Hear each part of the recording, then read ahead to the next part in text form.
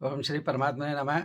मैं प्रोफेसर हरिहृदय अवस्थी अपने परम पूज्य गुरु जी पंडित भगवत शरण शुक्ल, वेद मूर्ति तपोनिष्ठ, वेदों के ज्ञाता, उपनिषद पुराण और गीता के मर्मज्ञ के साथ में Awasthi Ayurveda anatomy yoga and spirituality channel पर आप सभी का हार्दिक स्वागत करता हूं। हम लोग गीता के 9वें अध्याय के 18वें श्लोक में हैं, जिसमें भगवान अपने को साक्षी, अविनाशी और सृष्टि को प्रारंभ करने वाले और सृष्टि को समाप्त करने वाले अर्थात सभी का मूल कारण अपने को बता रहे हैं। और ये सब किस प्रकार से है उसका विशद विश्लेषण हमारे गुरु जी करेंगे। और अब मैं चलता हूँ गुरु जी की ओर। प्रपन्न पारिजाताय स्तोत्र वेत्रैक पाणये ज्ञान मुद्राय कृष्णाय गीतामृत दुहे नमः। वसुदेव सुतं देवं कंस चाणूर मर्दनम देवकी परमानंदम कृष्णम वंदे जगद्गुरु। इस चैनल से संबद्ध सभी विद्वद्गण, सभी जिज्ञासु छात्र वृंद एवं सहृदय सज्जन वृंद और इस चैनल के संस्थापक आचार्य हरिहृदय अवस्थी जी, गीता ज्ञान यज्ञ के इस अवसर पर 9 अध्यायों का जो व्याख्यान चल रहा है उसमें हम लोग आज 18वें श्लोक की चर्चा करेंगे। यह जो अध्याय है, जैसा पूर्व में बतलाया गया है, राज विद्या राजगुह्य योग का प्रस्फुरण व्याख्यान या उसका पूरा विवरण भगवान ने लोगों के कल्याण के लिए गीता के माध्यम से इसको स्पष्ट किया है। भगवान ने संपूर्ण विश्व को उनका अपने को धारण करता, उत्पादक, पालन करता और पितामह और सर्वथा वेद्य पवित्र ओंकार तथा ऋक् साम यजु आदि रूप में परिणत अपने को बतलाया है कि ये सब मेरे ही रूप है। इस श्लोक में भगवान कहते हैं कि गतिर भर्ता प्रभु साक्षी निवासा शरणम सुहृत प्रभवा प्रलय स्थानम निधानम बीजम अव्ययम। तात्पर्य यह है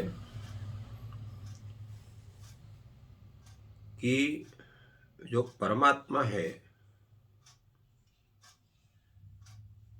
वो सभी का निवास स्थान है, ऐसा भगवान कहते हैं, क्योंकि बिना उसके कोई सत्ता रह नहीं सकती है। तो इस जगत की जो सत्ता है उसका भी मुख्य हेतु वो परमात्मा श्रीमन नारायण ही है। दूसरे क्या है कि वही सभी का शरण है। शरण शब्द का क्या तात्पर्य है, इसके विषय में हम लोग आगे चर्चा करेंगे। और वही सबका गति है, अर्थात उसके बिना किसी की प्रक्रिया नहीं चल सकती। वही सबका पालन पोषण करने वाला, सबका स्वामी है, सभी का उद्भव स्थान है और उसी के माध्यम से प्रलय होता है।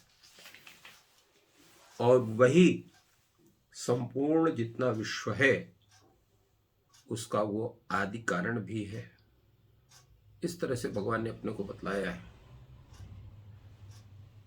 गति शब्द का तात्पर्य क्या है? भगवान ने कहा गति ही भरता प्रभु साक्षी। गति का तात्पर्य होता है प्राप्त करने योग्य वस्तु। तो संपूर्ण जितनी उस नारायण व्यतिरिक्त वस्तु है सब नाशवान है और उनका प्रयोग और फल भी सीमित है। और नारायण का जो स्वरूप है वो ऐसा है कि वो असीमित स्वरूप है। और असीमित फलदातृत्व है। इसलिए भगवान ही परम गति स्वरूप है। भगवान से भिन्न और कोई दूसरा गति प्राप्य वस्तु नहीं हो सकती है। ये भगवान का कथन है। दूसरा क्या है? भर्ता माने पालन पोषण करने वाला। क्योंकि जो परमात्मा है वो जितनी वस्तुओं को और जितने आवश्यक वस्तुओं को उपलब्ध करा देता है, उतनी वस्तुओं का उपलब्ध कराने वाला विश्व का कोई भी व्यक्ति नहीं हो सकता है। हम लोग प्रकाश का ग्रहण करते हैं, वायु का ग्रहण करते हैं, अनेक प्रकार के भोज्य पदार्थों का ग्रहण करते हैं, अनेक भोग्य पदार्थों का ग्रहण कर सकते हैं। अगर उनकी हम लोग कीमत लगाएं तो अपने को बेच करके भी उसको हम उस कीमत को नहीं पूरा कर सकते हैं।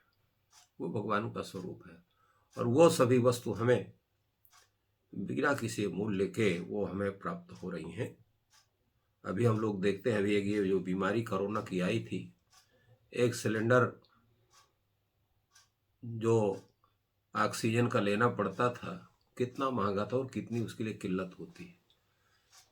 और मुफ्त में हमें प्रतिदिन वो ऑक्सीजन मिल रही है जिसके कारण हमारा जीवन चल रहा है। अगर उसकी तुलना करें तो केवल एक विषय को लेकर के अगर हम देखते हैं तो उस भगवान से अतिरिक्त हमारा पालन पोषण करने वाला कोई दूसरा व्यक्ति दिखाई नहीं पड़ता है। तो इसलिए भगवान ही भर्ता, प्रमुख भर्ता है और वही प्रभु है। प्रभु का तात्पर्य क्या होता है? प्रभवती इति प्रभु, जो हमें सन्मार्ग पर चलने का आदेश देता हो, हमारा मार्गदर्शन करता हो, वो प्रभु है। हर तरह से हमारे विषय में जिसका चिंतन होता है वो प्रभु है। यहाँ पर प्रभु शब्द का लोग अर्थ भिन्न करते हैं।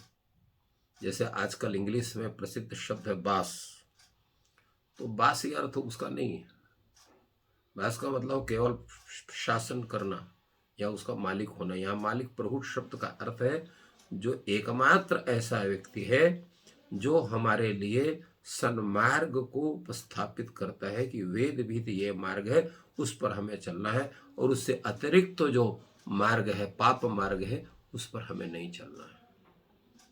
तो पापान निवारयति यो जयते यो जयते हिताय, तो जो पाप से निवारण करता है और हित में लगाता है वो ऐसा वो प्रभु का स्वरूप है। ऐसा ईश्वर वो जो है देवताओं का देवा नाम अपनी दैवतम उसको कहा गया है। प्रभु नाम प्रभु और समस्त विश्व का स्वामी उसको बतलाया गया है।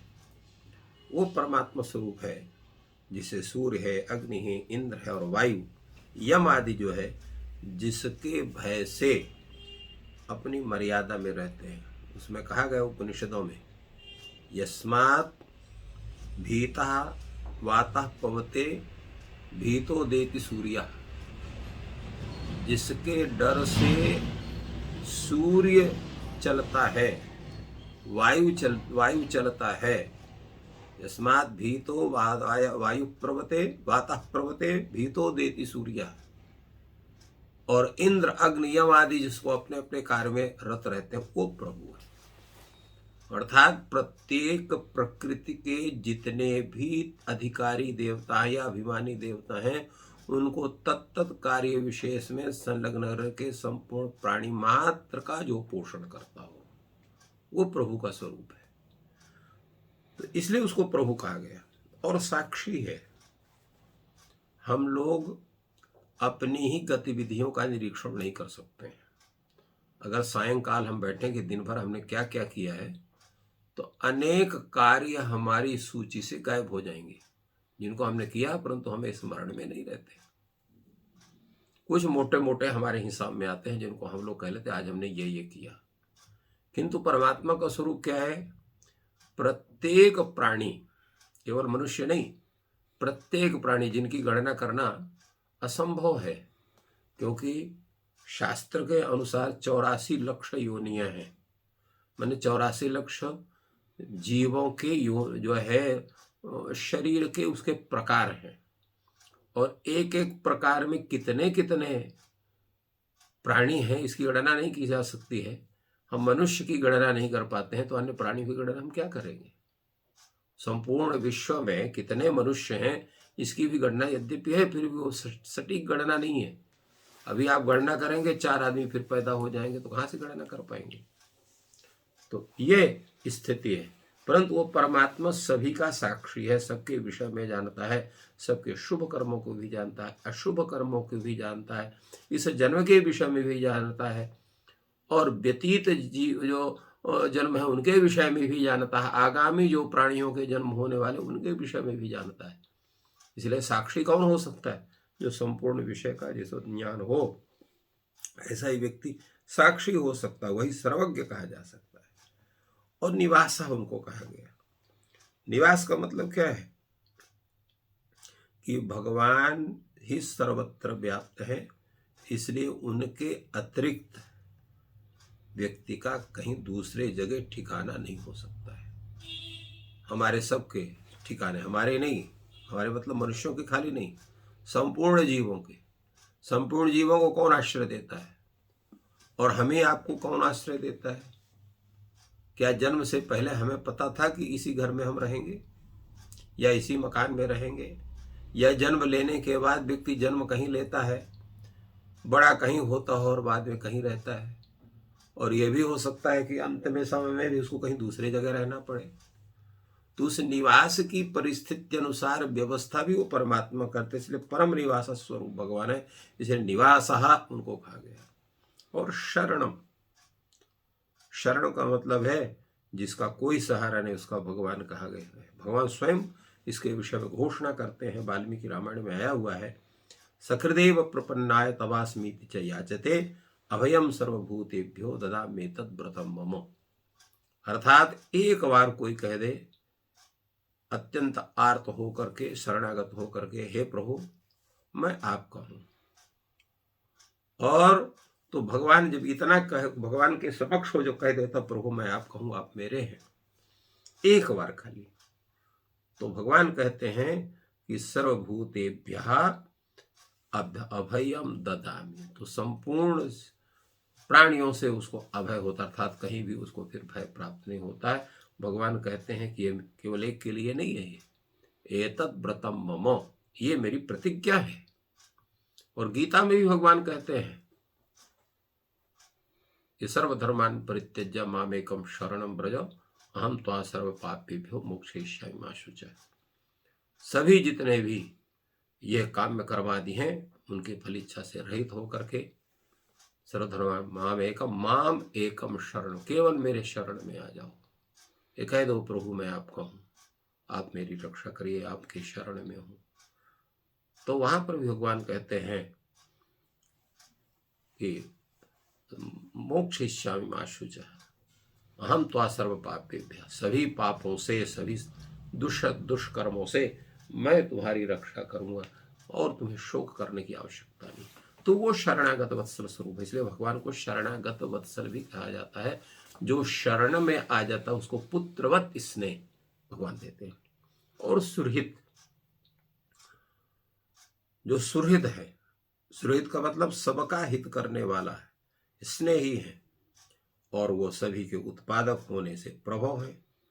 सभी संपूर्ण सृष्टि जिसमें लय होती है वो प्रलय है, और वह स्थान है सबके लिए जहां पर व्यक्ति रह सकता है, वह स्थान उनका है। और निधानम, निधानम का तात्पर्य क्या है? तो निधान के विषय में कहते हैं कि ऐसी वस्तु जो बहुत दिनों से रखी जा सकती है उसको निधान कहते हैं। अर्थात संपूर्ण प्राणी प्रलय के समय कहाँ रहते हैं, कौन सी जगह है जहां पर वो रहते हैं?